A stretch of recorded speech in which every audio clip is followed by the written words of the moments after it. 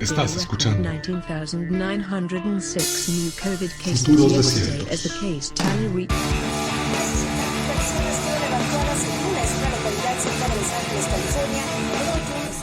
Bienvenidas, bienvenidos. En este podcast buscaremos entender nuestros tiempos desde los pasados y futuros presentes en la literatura, la cultura pop y las narrativas contemporáneas. Nuestra ruta partirá desde la ciencia ficción, pero a veces la realidad nos pone a prueba. Personas humanas y entidades inteligentes ajustan sus dispositivos de recepción y escucha. Naveguemos por los tiempos en estas ondas de sonido. Transmitiendo desde un punto incierto del Pacífico, soy el profesor Distopías, y esto es Futuros Desiertos.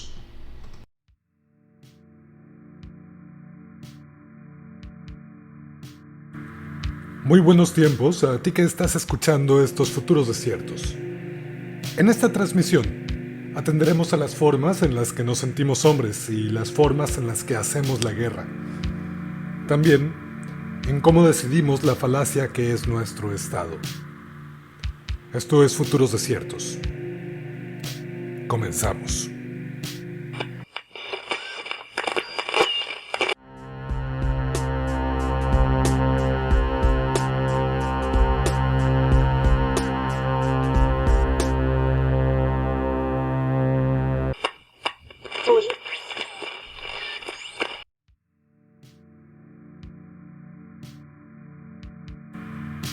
¿Cuál es el gran truco para descender a un planeta en una cápsula que se quema en la fricción innegable de una atmósfera que se niega a recibirte? Así te recibe Robert Heinlein con Tropas del Espacio. Y después lleva a una vertiginosa novela de la gran ópera espacial de los años 50 en Oficinas.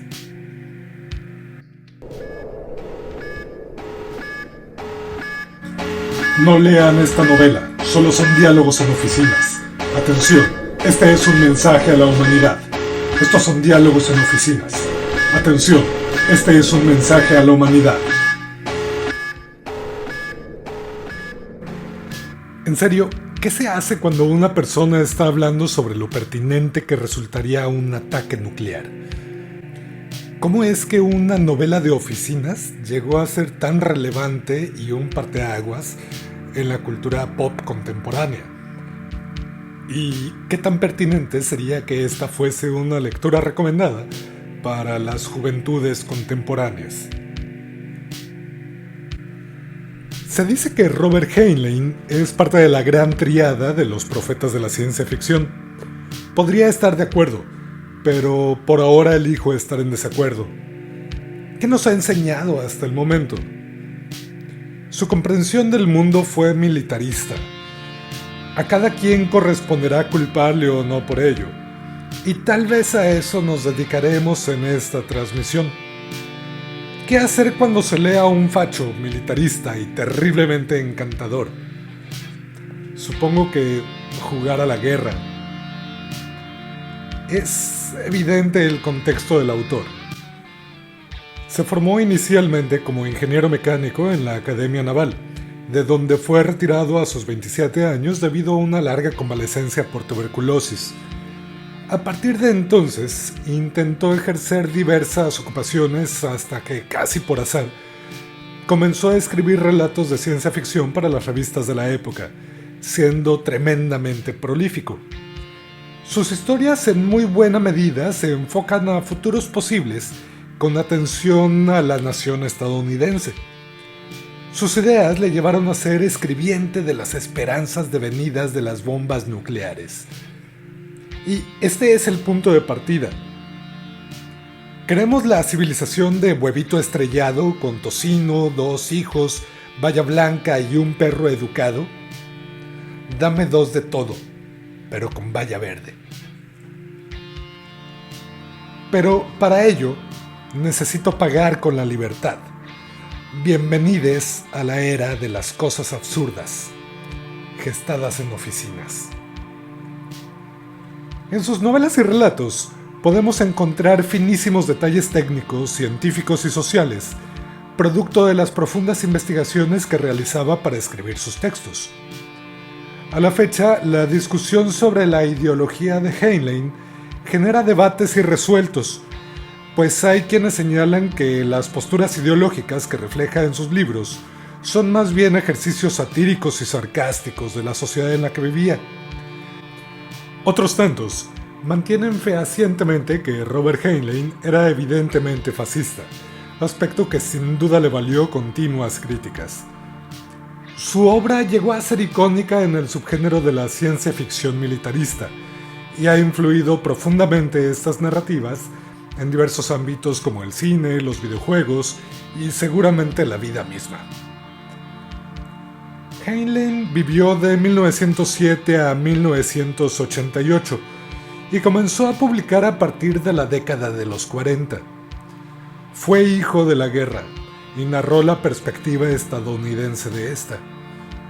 De una u otra manera, es epítome de los valores occidentales que fueron afinándose en la promesa del sueño americano: libertad, individualismo, honor, la moralidad bélica o el deber para con el Estado y la sociedad. Y más allá de asumir una postura al respecto de su postura, creo que justo por ello resulta hasta una lectura obligada.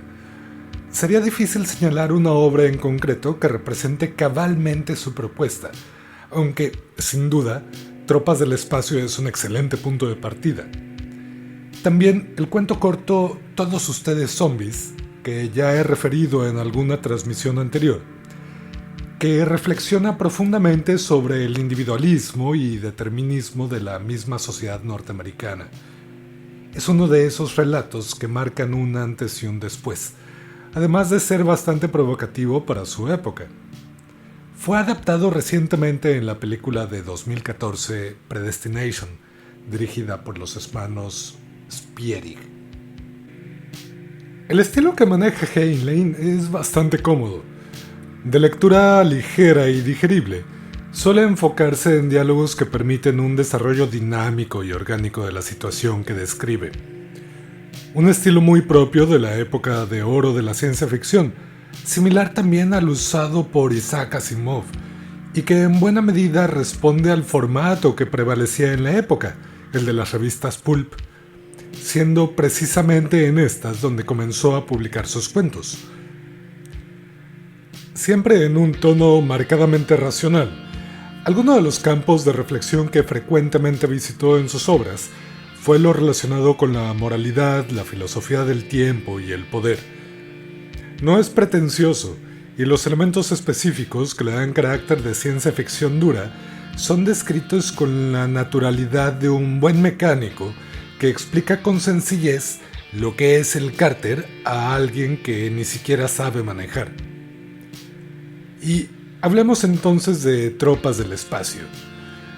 La primera referencia que tengo es la misma que tienen muchas otras personas, tal vez. Allá por el 97 ocurrió uno de esos penosos eventos en la historia del cine.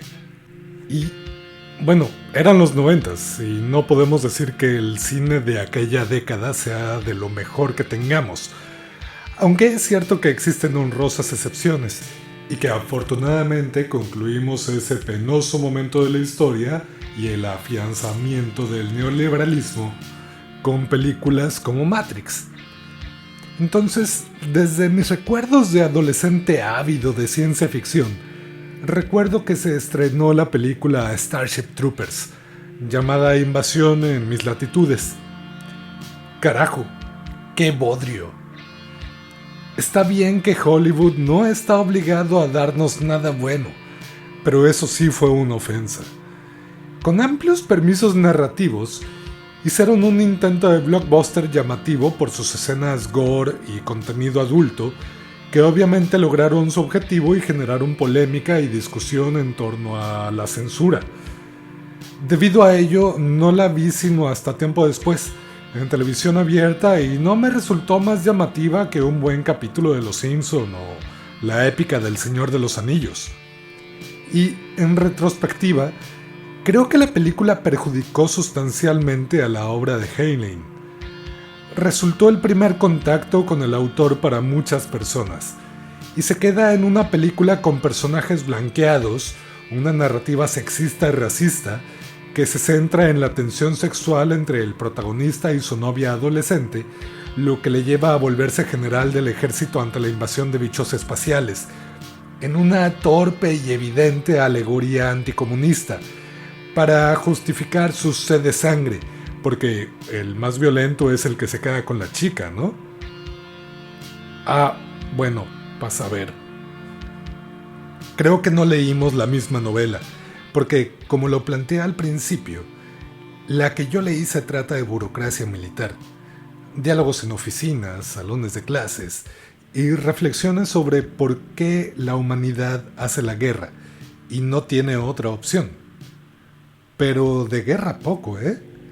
De hecho, justo lo menciona en algún momento el personaje principal, al señalar que, contrario a lo que se piensa, los soldados pasan la mayor parte del tiempo sin ver un enfrentamiento, con una noción muy similar a la de la propia sociedad civil respecto a lo que está sucediendo en la guerra en general. Y es que habrá quien argumente que la película es una crítica al evidente militarismo fascistoide en la novela de Heinlein. Pero esto supone entonces otro problema, que es la cuestión del consumo irónico. Ante el creciente mercado de narrativas, tanto en el entretenimiento como en la política, lo espiritual, estas muchas veces rayan en el absurdo y en los estereotipos burdos y grotescos, pues son estímulos que suelen producir emociones intensas, lo cual es una gran estrategia de venta. Abordaré este aspecto más adelante, pues es uno de los principales factores que inciden en la construcción de la moralidad hegemónica, pero todo a su tiempo.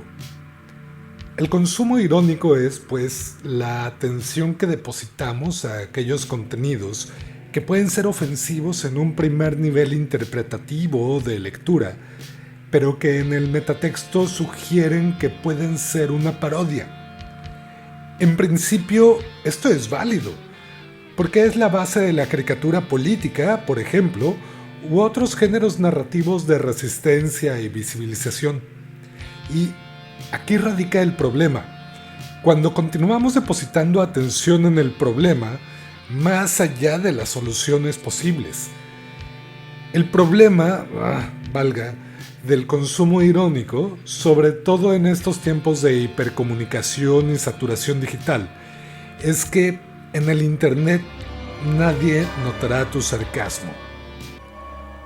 La imposibilidad de modular estos discursos debido a su potencial de viralización puede generar avalanchas de violencia simbólicas. Es una discusión interesante, vigente actualmente con contenidos como Rick y Morty. Y vaya, en lo personal es un producto narrativo que me encanta. Pero nada garantiza que todo el mundo tengamos una interpretación hipotéticamente positiva o deseable, en vez de caer en una espiral de alcoholismo, nihilismo y abismos existenciales ante la intrascendencia de mi efímera identidad. Recordemos a Ted Chiang con su cuento La ansiedad es el vértigo de la libertad. ¿Somos libres de elegir lo que consumimos? No lo sé, porque aunque desconfío de esa idea de que la competencia en los terrenos narrativos sea justa, también entiendo que hay espacios que se han reivindicado, como lo reflexionábamos en la transmisión anterior. Precisamente, Noraka Jemisin tiene un cuento a manera de respuesta a una de las novelas de Robert A. Heinlein, en donde ella señala sombríamente: los monstruos estaban entre nosotros. No hace falta salir al espacio para encontrarlos. La historia y filosofía moral actúa como una bomba de explosión retardada. Uno se despierta a medianoche y piensa: ¿pero qué diablos quiso decir con eso? Robert Heinlein, Tropas del Espacio.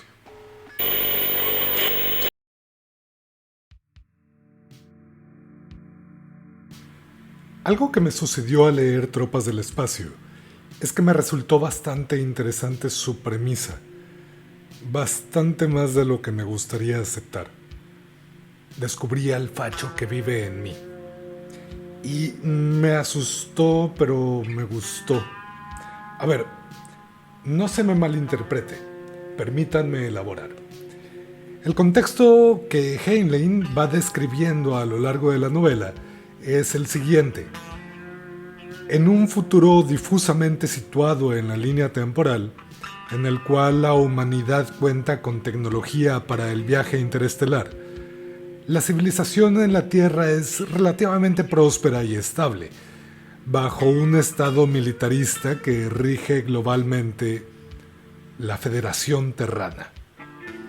Oh sí, StarCraft y Stellaris son grandes videojuegos que rescatan la idea en el género de la gran estrategia espacial. Hay un mínimo detalle. Para que la ciudadanía sea reconocida, hay que hacer el servicio militar en un periodo mínimo de 2 años, pero sujeto a términos y condiciones. ¿Quién lee los términos y condiciones? Y además, ¿qué estado autoritario lo sería sin letras pequeñas y leyes ambiguas, sujetos al criterio de quienes controlan el mundo, o sea, de los abogados?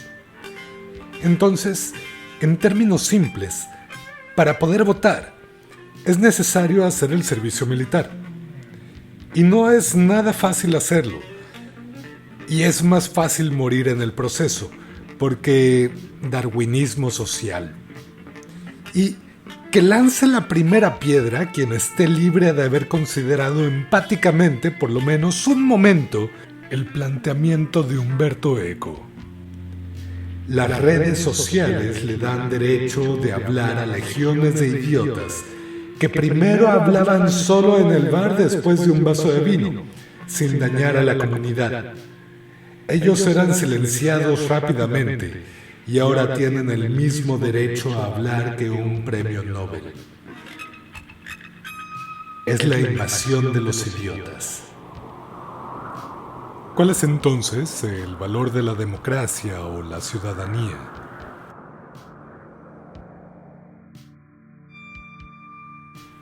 Es curioso, pues Heinlein logra una interesantísima fusión entre una sociedad individualista y un modelo sociocéntrico. Las motivaciones del personaje son aparentemente propias, pero en el proceso de discernimiento de sus experiencias formativas y siendo parte del ejército, le llevan a asumir voluntariamente el servir a un bien común. No difiere en lo absoluto respecto a sistemas militares actuales. El punto es, ¿cómo lo explica? Hay algo que se ha nombrado cultura weird. Es un fenómeno bien interesante, centrado en la epistemología de la normalidad, aspecto que hemos abordado en alguna transmisión anterior. Ese concepto alude a que muchas investigaciones que se han hecho en psicología se hicieron con un segmento de la población bien específico: Western, Educated, Industrialized, Rich and Democratic. Suena a canción de Daft Punk. Occidentales, educados, industrializados, ricos y democráticos. Y ese contexto ha constituido uno de los marcos más sólidos que se tienen en términos de psicología social, lo cual podría representar un sesgo. En ese sentido, Tropas del Espacio es un excelente exponente de esa moralidad.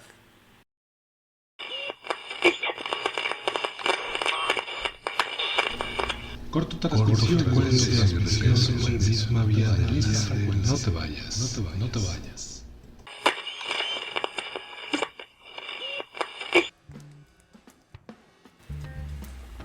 Maras.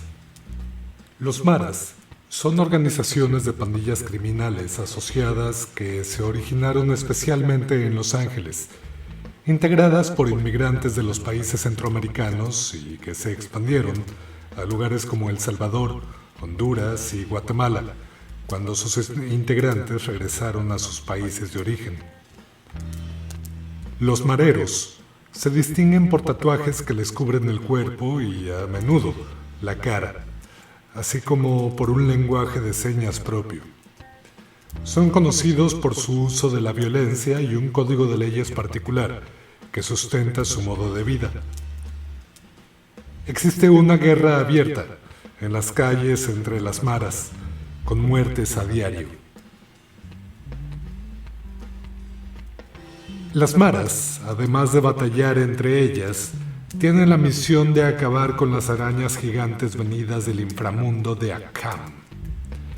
Estas quedan paralizadas al ver la combinación de los tatuajes de los mareros y sus símbolos con las manos que marcan su pertenencia a una mara.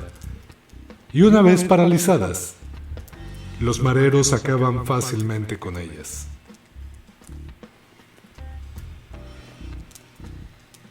Fragmento de Periferias, de Ricardo Cabolo.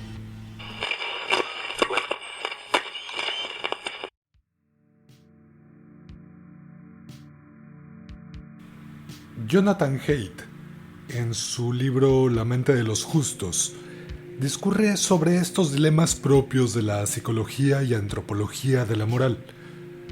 A partir de la fusión descrita anteriormente entre posturas individualistas o sociocéntricas, Heinlein conjuga la ética de la autonomía con la ética de la comunidad y logra configurar esa unión en las instituciones bélicas de la sociedad que nos describe. Plantea que la democracia colapsó a finales del siglo XX y con eso invita a conceptualizar la democracia y sus devenires. Recordemos que esta novela la escribió en el 59. Y, curiosamente, deja de lado la ética de la divinidad porque, como lo planteaba Frank Herbert en Dune, los viajes espaciales cambian sustancialmente la forma en la que entendemos las religiones y la propia espiritualidad. En La mente de los justos también encontramos una idea que considerábamos en la transmisión anterior. ¿La libertad en el arte debe de ser completa o hay límites, como tallar estiércol en alguna imagen que aluda a alguna identidad minoritaria? ¿Qué entendemos por minorías? Entonces, retomemos la idea. ¿Cuál es el valor de la ciudadanía? ¿Cómo se nos faculta como individuos a tomar decisiones sobre la sociedad a la que pertenecemos? En Tropas del Espacio, el escenario que nos da Heinlein se puede sintetizar en la idea representada en un teniente. Hay quienes encuentran su vocación en el ejército y su ejercicio devoto se materializa en cada incursión militar que lleva a cabo, en beneficio de la sociedad a la que defiende, porque todo se reduce a actos de fe, así en la guerra como en la democracia. El problema entonces de las bases morales de la humanidad, aquellos criterios que sientan las bases de nuestras relaciones políticas, es que son plurales, diversos y hasta contradictorios. Y reitero, no es que todo valga, pero seguramente nos hemos enzarzado recientemente en discusiones sobre si usar cubrebocas debería ser obligatorio o la viabilidad de establecer toques de queda para todos los idiotas, menos para mí y mis amigos. Porque da la casualidad que mi forma de conducirme en la pandemia es la mejor y puedo pasar sin vacunarme, así como las aves de los libros de Carlos Cuauhtémoc Sánchez sobrevuelan los pantanos con la invulnerabilidad que brinda la superioridad moral de la literatura de autoayuda. Por Dios, que alguien prohíba esa metáfora del ave que vuela sobre el pantano. ¡Basta ya! ¿Alguien quiere pensar en los libros? Necesitamos, por tanto, comprender cómo funcionan los fundamentos morales, así como lo establece Haidt. Plantea que tenemos respuestas intuitivas y emocionales ante ciertos disparadores contextuales, que determinan cómo percibimos fenómenos relacionados con el cuidado, la equidad, lealtad, autoridad, la libertad y hasta lo considerado como sagrado, o que permita mantener la vida del grupo. El problema con estos ideales es justamente su carácter abstracto, pues distintos grupos pueden, además de darles distintas prioridades a cada uno de estos ámbitos, interpretarlos de forma distinta. Pero es importante reiterar que nuestras nociones morales surgen a partir de respuestas emocionales. Y las emociones, pues, tienen su razón evolutiva. Son el resultado de complejos algoritmos de reconocimiento inmediato de patrones que han sido pulidos una y otra vez por el tiempo desde que surgió la primera entidad sintiente. Por tanto, es posible incidir en la comprensión que se tiene del mundo, operando en las respuestas emocionales que pueden experimentar las personas. Y claro que esa es una de las funciones de las narrativas. Es más fácil convencer a alguien generando emociones que mediante argumentos racionales, por lo menos en un primer momento. Para muestra, ahí está Twitter. Surgen entonces, a partir de estas dinámicas, las comunidades morales, a partir de la idea de lo sagrado, grupos que coinciden en cuáles son los recursos o experiencias más valiosas para la preservación de la vida. Y, bajo los argumentos de Heinlein, la humanidad encontró que la guerra misma es la institución que, paradójicamente, integra el equilibrio de una población y la unificación de la misma. Es cierto que utiliza el comodísimo recurso de los alienígenas malvados con forma de insectos gigantes, que dificulta en sobremanera experimentar empatía por ellos, y por tanto, elimina cualquier posibilidad de cuestionamiento moral respecto a su exterminio. Les llaman las chinches y son entidades comunales. Por una parte, es genial que no sean entidades antropomórficas. Siempre será agradable la diversidad en la xenobiología de un relato. Por otra parte, es un lugar común, pero que para entonces estaba muy presente en el imaginario de monstruos. No hay bronca.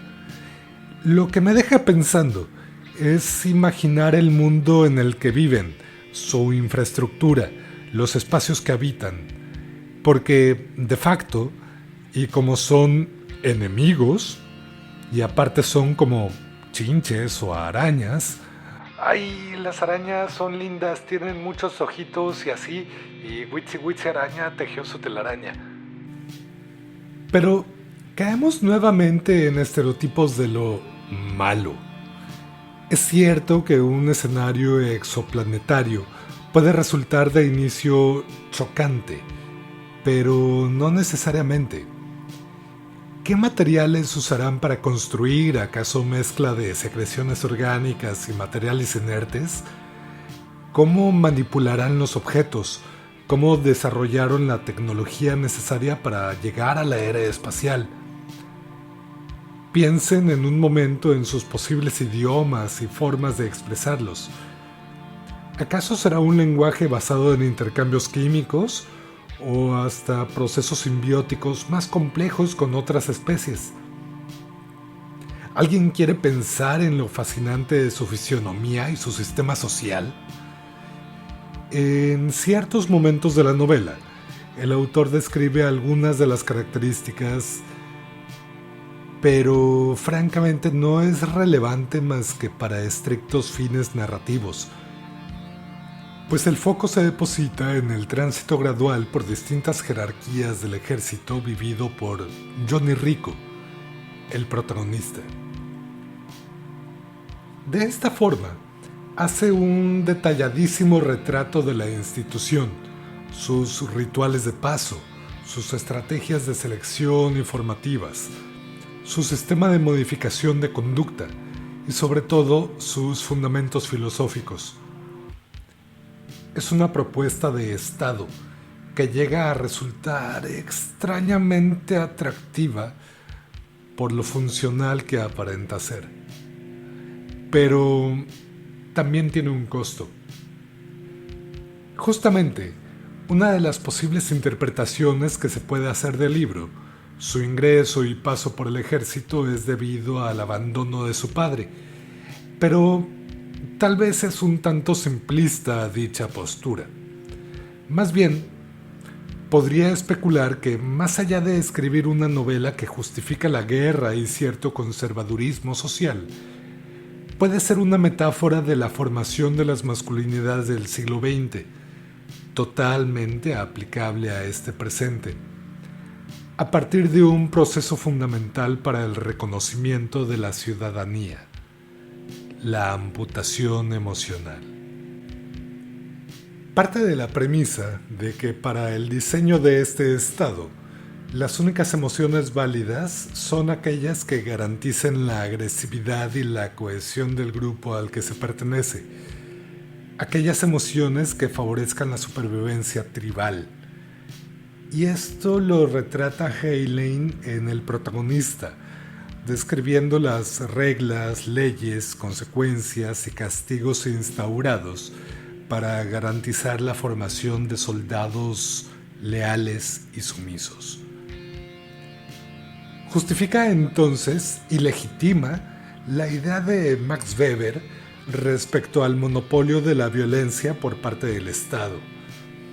E igualmente rescata la noción del superhombre de Nietzsche, estableciendo la guerra como la última experiencia espiritual, la gran religión que realmente facultará la trascendencia humana, pues a la vez que da orden a la sociedad, permite que los individuos ejerzan realmente su voluntad en beneficio de la sociedad. Todo por el módico costo de la legítima experiencia emocional y un arraigado sexismo normalizado en la sociedad. Y volteo entonces a nuestro presente y veo que es un modelo que realmente resulta atractivo a muchas personas. No obstante, en lo particular, no consideraría ser partícipe de estas propuestas, por lo menos no bajo mi capacidad de discernimiento, porque seguramente lo hago todo el tiempo. Más bien, a pesar de que resultan atractivas debido a que disparan ciertas respuestas emocionales, por eso me llevan a cuestionarme cuáles son estos elementos que justamente las hacen tan atractivas. Precisamente, Haidt señala que las corrientes ideológicas más conservadoras suelen tener más experiencia en esto de influir en las emociones mediante sus discursos. En buena medida, es por eso que presenciamos el surgimiento de los neofascismos en los tiempos actuales. La gente está muy enojada y ese siempre será el mejor capital político que se pueda explotar. Además, es tan fácil hacer enojar a la gente. No obstante, en otro nivel de reflexión, lanza preguntas interesantes. ¿Cuántas vidas justifican una guerra? ¿Qué nos distingue de otras especies también expansionistas? ¿Es acaso posible abolir la guerra como respuesta de la humanidad ante el conflicto? Como en otros temas que ya han sido abordados aquí, No hay respuestas fáciles. En los ámbitos de lo social, el poder y las ideologías, las interrelaciones entre los fenómenos son complejas y conflictivas. Y quien aluda a verdades absolutas seguramente estará vendiendo humo. Y esto es una verdad absoluta. Heinlein nos enfrenta con la posibilidad de que también la mera concepción de los derechos humanos es una falacia y que la noción que tenemos de justicia es más lejana de realizarse de lo que aparenta. Lo apunta de forma interesante en el siguiente fragmento, enunciado por el mayor Reed, veterano ciego dedicado a enseñar filosofía moral a los oficiales en formación. Todos los sistemas han tratado de conseguirlo limitando los derechos de ciudadanía a aquellos a los que se juzgaba con la sabiduría suficiente para usarla con justicia.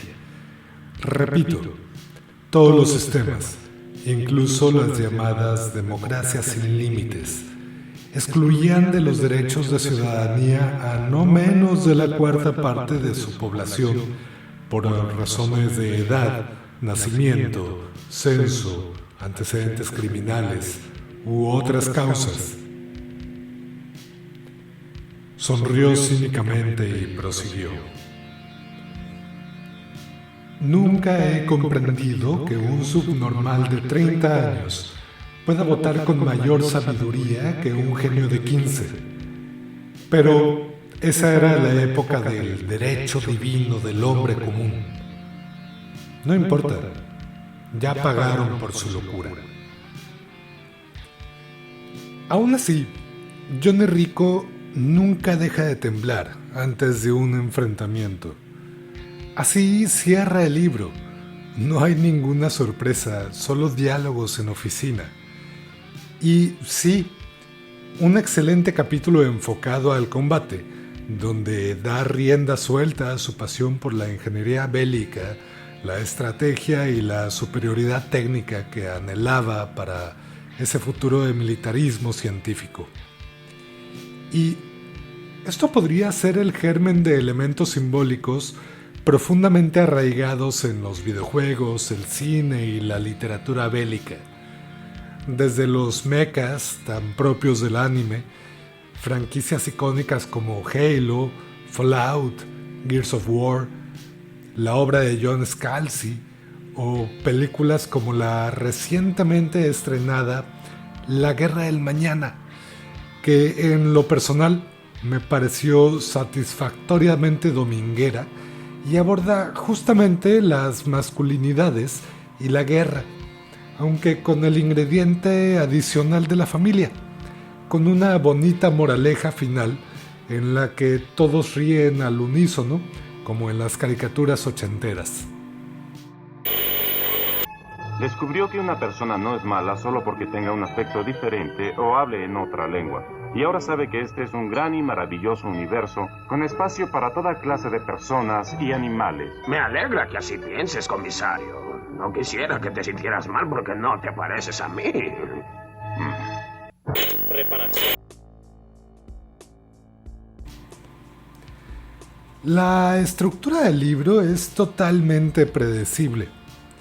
La discusión central se ubica poco después de la mitad del libro en sí, y el clímax solo consiste en la batalla final, que sirve para simplemente reafirmar la utilidad de la guerra y reforzar la identidad del protagonista. Al final, estaba destinado a ser soldado y ser líder, porque así lo hizo el Estado. No obstante, aborda algo que Jonathan Haidt le llama el interruptor de colmena, una respuesta ante ciertos estímulos que nos puede motivar a percibir las finas interrelaciones en los sistemas vivos a los que pertenecemos y trascender el egoísmo para formar parte de un todo.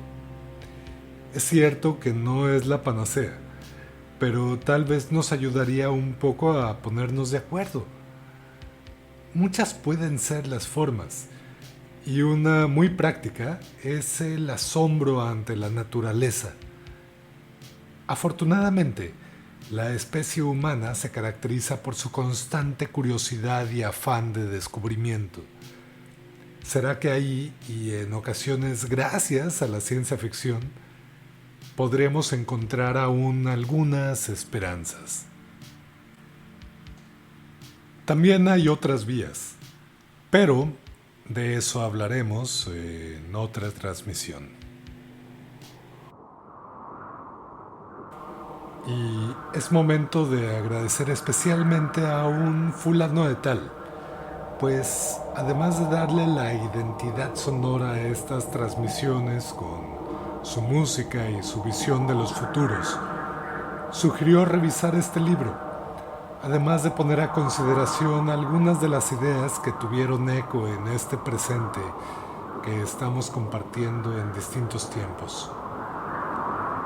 Y también gracias a ti, al otro lado de estos presentes compartidos. No te vayas. Atención. Este es un mensaje a la humanidad. Atención. Este es un mensaje a la humanidad. Somos primates que desean formar parte de algo más grande y noble que nosotros mismos.